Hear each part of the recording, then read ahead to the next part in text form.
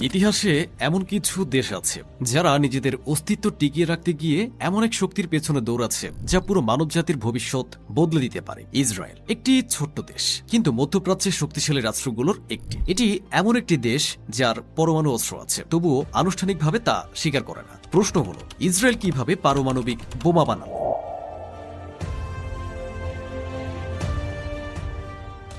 ইতিহাসের শুরুটা হয় 1948 সালে, যখন ইসরায়েল রাষ্ট্র প্রতিষ্ঠিত হয়। এর কিছুদিন পর থেকে রাষ্ট্রটির চারপাশে যুদ্ধ শুরু হয়। আরব দেশগুলো একের পর এক হামলা চালায়। ইসরায়েলের রাজনৈতিক নেতৃত্ব খুব তাড়াতাড়ি বুঝে ফেলে যে টিকে থাকতে হলে কৌশলগতভাবে তাদের হাতে এমন কিছু থাকতে হবে যা অন্যদের নেই, একটি ডিটারেন্স, একটি প্রতিরোধ ক্ষমতা। সেই থেকে শুরু হয় ইসরায়েলের গোপন পারমাণবিক কর্মসূচি।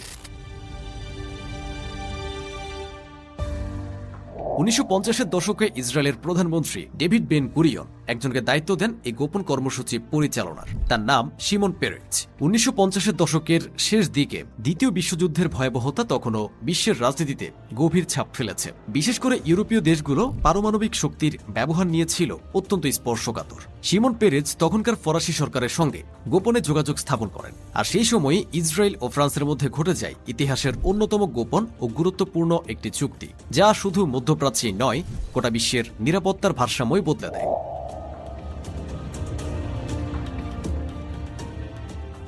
1956 সালে ঘটে সুয়েজ সংকট। মিশরের নেতা গামাল আবদেল নাসের সুয়েজ খাল জাতীয়করণ করলে ফ্রান্স, ব্রিটেন ও ইসরায়েল মিলে মিশরের বিরুদ্ধে একটি যৌথ সামরিক অভিযান চালায়। এই অভিযানে ইসরায়েল ফ্রান্সের একটি নির্ভরযোগ্য সামরিক সহযোগী হিসেবে উঠে আসে। ফ্রান্স ইসরায়েলের প্রতি কৃতজ্ঞ হয়ে তাদের পারমাণবিক শক্তি অর্জনে সহায়তা করতে রাজি হয়।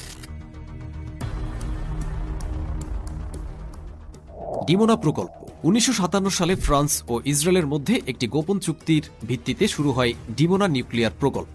ইসরায়েল সরকার এই প্রকল্পের প্রকৃত উদ্দেশ্য গোপন রাখে। তারা জনগণ ও আন্তর্জাতিক মহলের কাছে এটিকে টেক্সটাইল ফ্যাক্টরি বা বস্ত্রশিল্প কেন্দ্র হিসেবে চালিয়ে দেয়। এই প্রকল্পের জন্য বেছে নেওয়া হয় দক্ষিণ ইসরায়েলের মরুভূমির শহর ডিমোনা, যেখানে জনসংখ্যা ছিল কম এবং আন্তর্জাতিক পর্যবেক্ষণ ছিল প্রায় নেই বললেই চলে।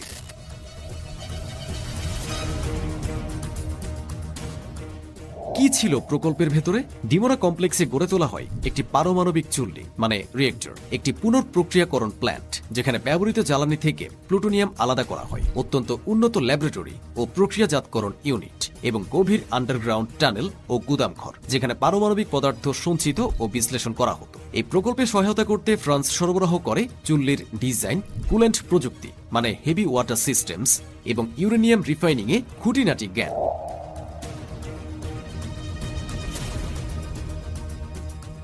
সিআইএ ও পশ্চিমা গোয়েন্দারা কিভাবে জানল?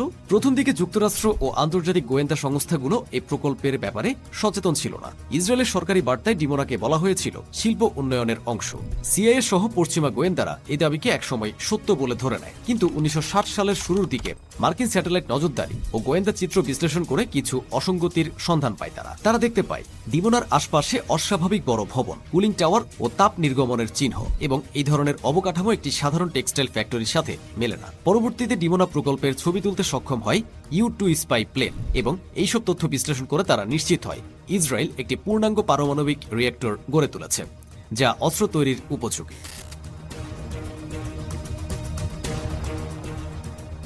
মার্কিন প্রতিক্রিয়া। যুক্তরাষ্ট্রের তৎকালীন প্রেসিডেন্ট জন এফ কেনেডি ইসরায়েলের এই গোপন কর্মসূচি নিয়ে উদ্বিগ্ন হয়ে পড়েন। তিনি ইসরায়েল সরকারকে সরাসরি চাপ দিতে শুরু করেন আন্তর্জাতিক পরিদর্শকদের ডিমোনায় ঢুকতে দিতে হবে।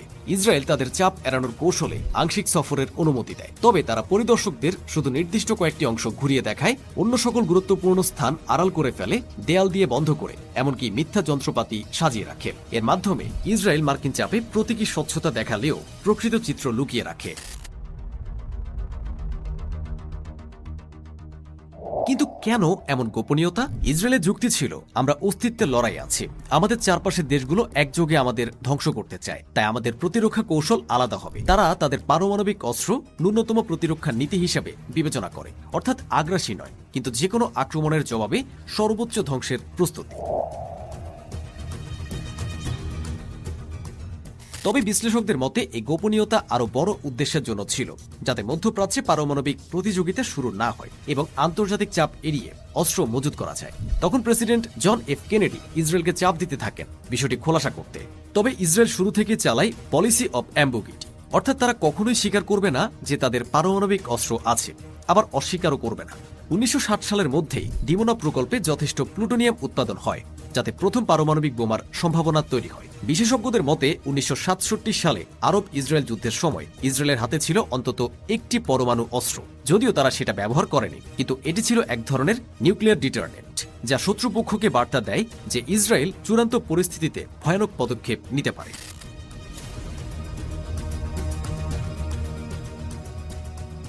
ভেলা ইনসিডেন্ট, ইসরায়েল দক্ষিণ আফ্রিকার গোপন পারমাণবিক পরীক্ষা।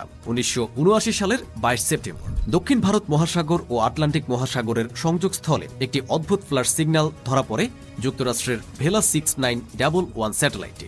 এই স্যাটেলাইটে ছিল একটি সামরিক গোয়েন্দা উপগ্রহ যার কাজ ছিল বিশ্বজুড়ে পারমাণবিক বিস্ফোরণের অস্তিত্ব শনাক্ত করা। স্যাটেলাইটের রিপোর্ট অনুযায়ী রাত 3টায় একেবারে দুটি উজ্জ্বল আলো ধরা পড়ে। একে বিজ্ঞানীরা বলেন ডাবল ফ্লাশ, যা সাধারণত পরমাণু বিস্ফোরণের সময় দেখা যায়। প্রথমে একটি তীব্র ফ্লাশ, তারপর দ্রুত হ্রাস পেয়ে দ্বিতীয় একটি ধীর আলোর তরঙ্গ। এটি পারমাণবিক বোমার পরীক্ষার জন্য একেবারে ক্লাসিক সিগন্যাল।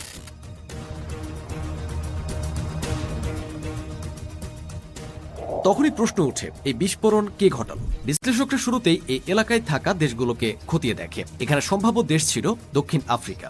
তখন দক্ষিণ আফ্রিকার ক্ষমতায় ছিল তখনকার বর্ণবাদী সরকার, আর দূরবর্তী দেশ হিসেবে সন্দেহ ছিল ইসরায়েল। এছাড়া সম্ভাব্যভাবে দুটি দেশের যৌথ উদ্যোগের বিষয়টিও নজর ছিল। দক্ষিণ আফ্রিকা সে সময় আন্তর্জাতিক নিষেধাজ্ঞার মধ্যে ছিল, তাদের উপর অস্ত্র ও প্রযুক্তি আমদানি নিষিদ্ধ ছিল জাতিসংঘের পক্ষ থেকে। অন্যদিকে ইসরায়েল চেয়েছিল এমন জায়গায় পারমাণবিক অস্ত্র পরীক্ষা করতে যেখানে পশ্চিমা গোয়েন্দাদের নজর থাকবে না।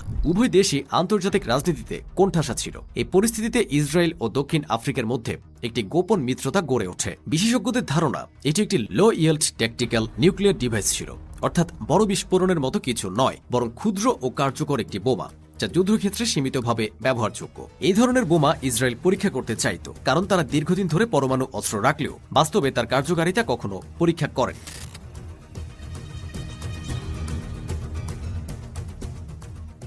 1980-এর দশকের মাঝামাঝি সময় পর্যন্ত দক্ষিণ আফ্রিকা 6টি পারমাণবিক বোমা নির্মাণ করে। প্রতিটি ছিল ইউরেনিয়াম ভিত্তিক এবং এগুলোর ওয়ারহেড কনফিগারেশন ছিল 1950-60-এর দশকের মার্কিন নকশার আদলে। 1990 সালের পর যখন অ্যাপার্থেইড শাসন ভেঙে পড়ার সময় আসে, তখনকার দক্ষিণ আফ্রিকার প্রেসিডেন্ট FWD ক্লার্ক এক যুগান্তকারী সিদ্ধান্ত নেন। 1991 সালে দক্ষিণ আফ্রিকা NPT-তে স্বাক্ষর করে এবং পুরো কর্মসূচি গোপনে বন্ধ করার সিদ্ধান্ত নেয়। তারা 1990 থেকে 1991 সালের মধ্যে নিজেদের হাতে তৈরি সব 6টি পারমাণবিক বোমা ধ্বংস করে এবং পরমাণু গবেষণা ও অস্ত্র তৈরির ফ্যাসিলিটি বন্ধ করে দেয়। সেখানে আর কোন দেশের পারমাণবিক অস্ত্র ছিল সেটি নিয়ে বিস্তারিত ভিডিও আছে, সেটিও দেখে নিন। তো ইসরায়েল সরকার কখনোই ভেলা ইনসিডেন্ট নিয়ে কোনো মন্তব্য করেনি। তারা এটিকে নো কমেন্ট নীতির আওতায় রেখেছে। এমনকি সাংবাদিকদের প্রশ্নের উত্তরে শুধু এতটুকুই বলা হয়, ইসরায়েল প্রথম কোনো দেশের বিরুদ্ধে পারমাণবিক অস্ত্র ব্যবহার করবে না, কিন্তু এটি আসলে এক ধরনের কৌশল যা তাদের নিউক্লিয়ার অ্যাম্বিগুইটির নীতিরই অংশ। এই নিউক্লিয়ার অ্যাম্বিগুইটি নীতির আড়ালে ইসরায়েল গোপনে শতাধিক পরমাণু ওয়ারহেড তৈরি করেছিল। এই বিষয়টি বিশ্ববাসীর সামনে প্রথম প্রকাশ করেন একজন অভ্যন্তরীণ কর্মী যার নাম মোর্দেচাই ভানুনু। মোর্দেচাই ভানুনু ছিলেন একজন ইসরায়েলি নিউক্লিয়ার টেকনিশিয়ান। তিনি 1954 সালে মরক্কোতে জন্মগ্রহণ করেন এবং পরবর্তীতে ইসরায়েলে অভিবাসিত হন। 1970-এর দশকের শেষের দিকে তিনি নেঘেভ ডেজার্টে অবস্থিত ডিমোনা নিউক্লিয়ার রিয়েক্টরে কাজ করতে শুরু করেন। ভানুনু সেখানে 9 বছর ধরে কাজ করেন এবং ধীরে ধীরে বুঝতে পারেন যে এটি সাধারণ কোনো বিদ্যুৎ উৎপাদনের রিয়েক্টর নয়, বরং এটি সম্পূর্ণরূপে পারমাণবিক বোমা তৈরির জন্য ব্যবহার করা হচ্ছে। কিভাবে ফাঁস করলেন এই তথ্য? 1985 সালে ভানুনু চাকরি থেকে অবসর নেন। এরপর কিছুদিন ধরে তিনি ব্যক্তিগতভাবে নিজেকে আন্তর্জাতিক ন্যায় বিচারের পক্ষে যুক্ত করেন। একসময় তিনি ইসরায়েলের এই পারমাণবিক প্রকল্প সম্পর্কে তথ্য প্রকাশ করার সিদ্ধান্ত নেন, কারণ তার মতে মানবতার নিরাপত্তা গোপনীয়তার চেয়ে বড়। ভানুনু গোপনে ইসরায়েল ত্যাগ করেন এবং লন্ডনে চলে যান। সেখানে তিনি যোগাযোগ করেন দ্য সানডে টাইমস পত্রিকার সঙ্গে। সাংবাদিক পিটার হোনাম তাকে গুরুত্ব সহকারে শোনেন এবং একটি তদন্ত শুরু করেন। ভানুনু শুধু মুখে কথা বলেননি, তিনি ডিমোনার ভেতরের 60টিরও বেশি ছবি সরিয়ে এনেছিলেন, যেখানে স্পষ্ট দেখা যায় প্লুটোনিয়াম উৎপাদনের প্রক্রিয়া, নিউক্লিয়ার ওয়ারহেডের কাঠামো এবং বিভিন্ন গোপন প্রযুক্তি। দ্য সানডে টাইমস পত্রিকার বিশ্লেষণ অনুযায়ী ইসরায়েল তখন অন্তত 80 থেকে 200টি পারমাণবিক ওয়ারহেড তৈরি করেছে বা করার সক্ষমতা অর্জন করেছে। বিশ্বের সবচেয়ে রহস্যময় পারমাণবিক কর্মসূচির অন্তরালের পর্দা এক নিমিষে সবার সামনে উন্মোচিত হয়। মোসাদের অপারেশন, অপহরণ ও শাস্তি। ভানুনুর ফাঁসকৃত তথ্য প্রকাশের আগে ইসরায়েলি গোয়েন্দা সংস্থা মোসাদ বিষয়টি জানতে পারে। তারা সঙ্গে সঙ্গে এক ক্লাসিক স্পাই অপারেশন শুরু করে। মোসাদের এক নারী এজেন্ট সিন্ডি ছদ্মনামে ভানুনুর সঙ্গে বন্ধুত্ব গড়ে তোলে এবং তাকে রোম সফরের প্রস্তাব দেয়। ভানুনু কিছু না বুঝে সম্মত হয় এবং রোমে পা রাখতেই সেখানে মোসাদের এজেন্টরা তাকে অপহরণ করে। এরপর তাকে গোপনে একটি নৌকায় করে ইসরায়েলে ফিরে আনা হয়। সেখানেই তার বিরুদ্ধে রাষ্ট্রীয় গোপনীয়তা ভঙ্গ এবং গুপ্তচর বৃত্তির অভিযোগে মামলা হয়। 1986 সালে আদালত ভানুনুকে 18 বছরের কারাদণ্ড দেয়। তার মধ্যে 11 বছর তাকে রাখা হয় একাকিত্বে, যার মধ্যে প্রথম কয়েক বছর তিনি কাউকেই দেখতে পেতেন না, কথাও বলতে পারতেন না। এ সময় ভানুনুর অবস্থা নিয়ে আন্তর্জাতিক মানবাধিকার সংস্থা যেমন অ্যামনেস্টি ইন্টারন্যাশনাল ও হিউম্যান রাইটস ওয়াচ বারবার প্রতিবাদ করে। 2004 সালে তিনি মুক্তি পান, কিন্তু ইসরায়েল তাকে বিদেশ ভ্রমণের অনুমতি দেয়। মিডিয়ার সঙ্গে খোলামেলা কথা বলতেও নিষেধাজ্ঞা আরোপ করে। আজও তিনি জেরুজালেমে বাধ্যতামূলকভাবে বসবাস করেন। ইন্টারনেট ব্যবহার ও বিদেশি সাংবাদিকদের সঙ্গে সাক্ষাৎ করতে পারেন না। তার বিরুদ্ধে 2007 সালেও একাধিকবার নিয়ম ভাঙার অভিযোগে আবারও আটক করা হয়। আজও ইসরায়েল পারমাণবিক অস্ত্র নিষিদ্ধকরণ চুক্তি এনপিটি স্বাক্ষর করেনি। তারা এখনও আগের সেই অস্পষ্টতা নীতি চালিয়ে যাচ্ছে। এর মাধ্যমে তারা আন্তর্জাতিক চাপ এড়ায় এবং কৌশলগত সুবিধাও পায়। এখন প্রশ্ন হলো, ইসরায়েল যে পারমাণবিক অস্ত্র বানালো তার আশেপাশের আরব দেশগুলোর প্রতিক্রিয়া তখন কি ছিল? ইসরায়েলের পারমাণবিক সক্ষমতা আরব দেশগুলোকে শুরু থেকেই অস্বস্তিতে ফেলেছিল। বিশেষ করে মিশর, সিরিয়া, ইরাক এই দেশগুলো মনে করত ইসরায়েলের কাছে পরমাণু অস্ত্র থাকলে সেটি কৌশলগত ভারসাম্য নষ্ট করবে। তবে ইসরায়েল নিউক্লিয়ার অ্যাম্বিগুইটি অর্থাৎ অস্পষ্টতার নীতি গ্রহণ করে। তারা কখনই স্বীকার করে না যে তাদের হাতে বোমা আছে, আবার অস্বীকার করে না। এর ফলে আরব দেশগুলো সরাসরি ইসরায়েলের বিরুদ্ধে কোনো পারমাণবিক পাল্টা পদক্ষেপ নিতে পারে।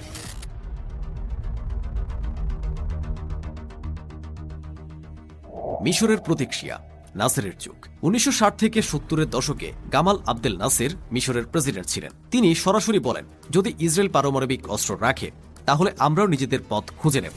তবে বাস্তবে মিশর পরমাণু কর্মসূচি এগিয়ে নিতে পারেনি, কারণ এতে পশ্চিমা নিষেধাজ্ঞা, অর্থনৈতিক চাপ ও বৈজ্ঞানিক সীমাবদ্ধতা ছিল।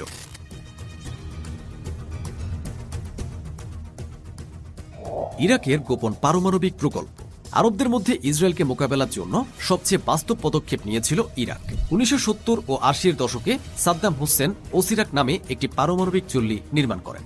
ইসরায়েল এই প্রকল্পকে সরাসরি হুমকি মনে করে। ফলে 1981 সালে অপারেশন অপেরা নামে এক গোপন বিমান হামলায় ইসরায়েলি যুদ্ধবিমান ইরাকের ওই পরমাণু চুল্লিটি সম্পূর্ণ ধ্বংস করে দেয়। এটি ছিল ইতিহাসের একমাত্র ঘটনা যেখানে এক দেশ অন্য দেশের পারমাণবিক স্থাপনায় সরাসরি হামলা চালায়। এই ঘটনায় আরব বিশ্ব ক্ষুব্ধ হয়, তবে কেউ ইসরায়েলের বিরুদ্ধে বড় পদক্ষেপ নেয়নি।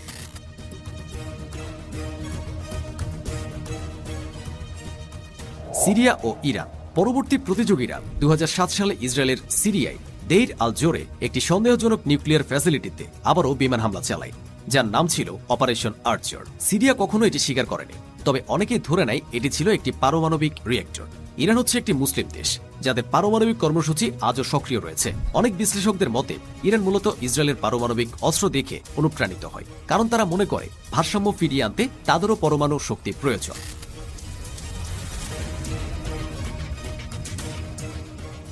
তবে ইরান বর্তমানে পারমাণবিক অস্ত্র তৈরির দ্বারপ্রান্তে, আর তাই ইসরায়েল বর্তমানে এই দেশটির উপর হামলা চালিয়ে যাচ্ছে। তো এসব বিষয়ে আপনাদের মন্তব্য কমেন্টে জানাতে পারেন। দ্য ম্যাপ নামে আমাদের আরেকটি চ্যানেল আছে, সেটি সাবস্ক্রাইব করবেন। লিংক কমেন্ট বক্সে পাবেন। ধন্যবাদ।